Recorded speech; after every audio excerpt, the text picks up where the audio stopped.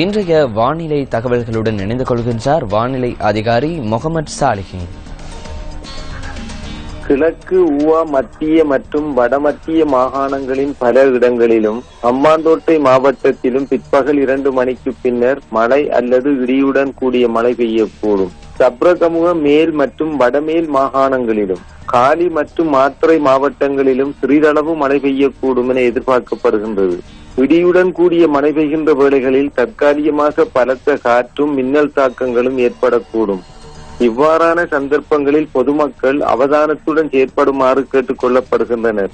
கடற்பிராந்தியங்களை பொறுத்தவரையில் கிழக்கு கடல் பிராந்தியத்தின் சில இடங்களில் பிற்பகல் 2 மணிக்கு பின்னர் மழை அல்லது இடியுடன் கூடிய மழை பெய்யக்கூடும். நாட்டை சூழவுள்ள ஏனைய கடல் பிராந்தியங்களில் தொடர்ந்தும் சீரான வானிலை காணப்படும். காற்று மணித்தியாலத்துக்கு 30 முதல் 40 கிலோமீட்டர் வேகத்தில் மேற்கு அல்லது தென்மேற்கு திசையில் இருந்து வீசும். புத்தளம் தொடக்கம் கொழும்பு, காலி, ஹம்பாந்தோட்டை ஊடாக பொத்திவில் வரையான கடல் பிராந்தியங்களில் காற்றின் வேகமானது அடிக்கடி மணித்தியாலத்துக்கு 60 கிலோமீட்டரிலும் அதிகரித்த வேகத்தில் வீசக்கூடும்.